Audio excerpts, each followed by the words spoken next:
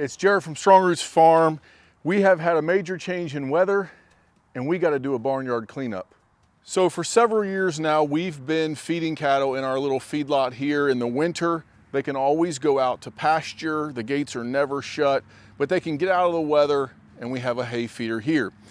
This is by far the most manure I have ever seen. What has happened is that the past 40 days has been below freezing. We've had below zero temperatures, really low temperatures, and it's been a solid sheet of ice as well as 2 feet of snow.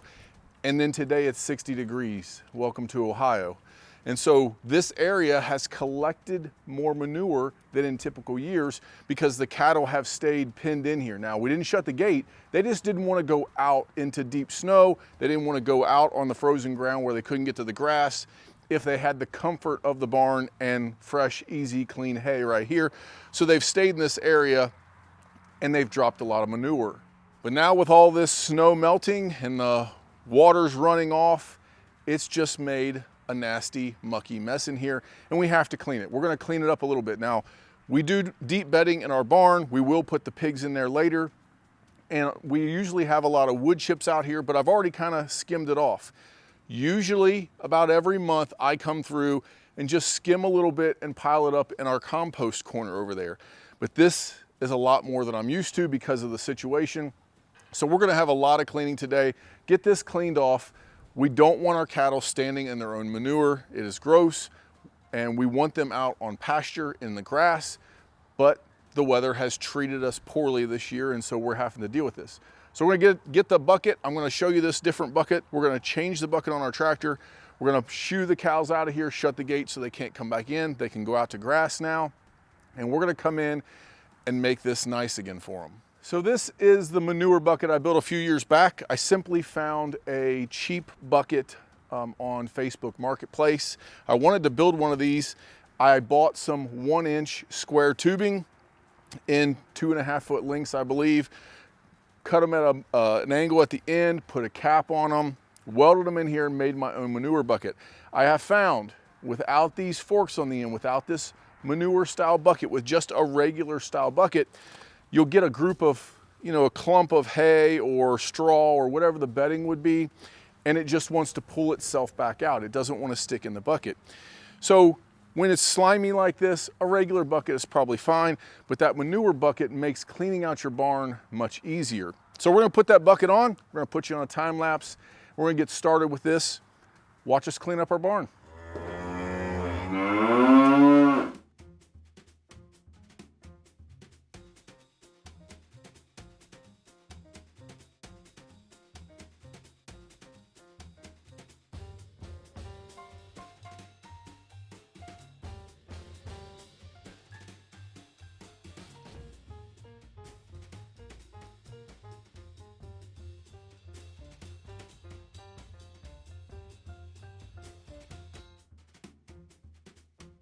Well, that was not supposed to happen like that.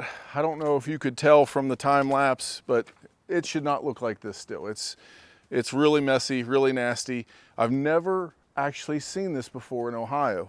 In all my time of cleaning, I've never seen this much manure here. There's 36 head essentially in this feeding area and in the shed, for a month. So this is unbelievable, but you can kind of see it over here. I really couldn't get good traction because underneath all this is still a solid sheet of ice. So I was able to take 6 or 8 inches off the top and back drag it. I typically don't do that. I typically just come in, scoop, and take over there and load. But I had to kind of back drag it off because I couldn't get any pressure and I couldn't get underneath of it with those forks, which is what that bucket is really good for. So I back dragged off into a windrow, kind of like you saw, and then just kind of snow plowed it up there and then was able to finally get enough to pile it up on top. So if anybody's ever said you're a worthless piece of crap or a worthless pile of crap before, that is untrue because that is worth a lot of money. There's a lot of nutrients in there. There's obviously a lot of carbon.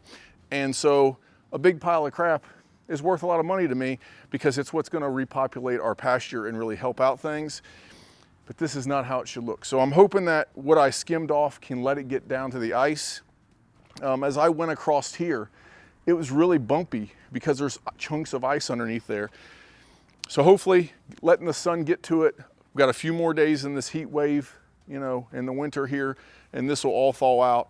My goal was to get a couple feet into the shed. Our gates for the pigs will go at those posts. So if I can get a couple feet cleaned in, then I want to leave that deep bedding in there for the pigs to turn. And that will come as my like fall manure spreading on spots that I want. But this early stuff is what we'll spread in the spring and some on our new test pastures. So I didn't really get to show you anything really great with how we're cleaning, but you know, that's kind of the way it goes. And I wanted to at least show, I've never seen this before where you have 6 or 8 inches and underneath is still a solid block of ice. So we're gonna kind of wrap up cleaning for tonight. Hopefully by Monday, this is Friday, so hopefully by Monday, a couple more nights of warm days, this will soften up a little bit and we can get underneath of it. The other thing I'm kind of worried about is this is a gravel pad, right? So this is 304s, and I talk a lot about this number 304, and I guess stone is different kind of everywhere you go. And so this is a number 4 stone. So you can kind of tell how big it is. 304s in our area is little stones, crusher, what we would call crusher run, like a crushed powder, and then medium-sized stones and then those number 4 stones. And when you mix all that together, it packs really tight and adds a good base. So underneath this is that geotextile fabric that keeps stuff from sinking down in. This was taken all the way down to the clay. And then there's probably 12 inches of stone in here. And it packed in really tight for a really long time. We ran over it and packed it. But you have to replace a little bit every year, and I really kind of like to leave a skim of waste to dry out in the summer sun, and then it kind of brushes off really easily. But otherwise you're digging into the stone. So the way I set my bucket is to where the front is about 1 inch higher than the back of the bucket, and when I set it down and kind of scoop, it just kind of pushes stuff, and then stuff rolls up into the bucket out here at least. In the barn, I'll take and put those blades all the way underneath those forks and pick up. But otherwise, I'm digging into my stone, put the stone in the manure, then it gets put on the field. 1, I'm using the money that I spent in stone, and 2, I don't really want all that stuff in my pasture. It would have cost me probably 30 grand to concrete this whole area, and we don't like having cows on concrete anyways, so it's not really ideal. But this is the first time I've experienced this bad of a winter with this many consecutive days of snow and ice. It's got this cold before, but usually it's 1 or 2 days and we're done. Now I understand you guys out west have probably dealt with more of this problem, so give me your opinion. Is it worth it in the long run to have a concreted area where everything can be on concrete, and obviously you can skim really tight and keep everything clean? Is that better? This is one instance where a roof over your whole feeding area would have really saved a lot of mess, right? It would have been dry because I could scoop into that barn there. When I started pulling back, that concrete has kept the manure in that barn from freezing up. So if I had a whole roof, a 80 by 100 area, I can see an advantage for somebody having a barn that big where everything was in and you put deep bedding in it. But the cost, I just can't justify that cost, especially as a small farmer. I'll never make that back on cattle. And so this has kind of been an alternative. It cost me about $1,000 worth of gravel. Actually, it was probably double that over time. We put this in, and of course, I spent $9,000 on this shed to material to build, and that was actually both sheds. And then the concrete just under the shed was $6,500. So this is 20 foot deep, and then we have this little 12-foot bump out for our hay, and then it's 60 foot long. So if you're looking at how much stuff costs, that's what this shed cost us. And it's really gonna take me years to pay this back, especially since my taxes keep going up, and they tax me for this. So every year, this raised my taxes $100 by adding this lean-to. So every year for the rest of my life, I have to pay Uncle Sam for this barn that I'm trying to raise beef in. So there is one advantage to not having a barn and being like Greg Judy and being out, but you take it with what you want to do and make your decisions, and this is kind of how we've decided to do it. Really a rare situation here today.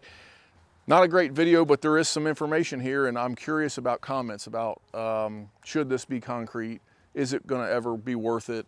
Should I continue to go with this feedlot style gravel like this? So let me know what you think. I've got some exciting videos coming up over data. I've been researching, which is one reason I've had a few less videos, some specific data.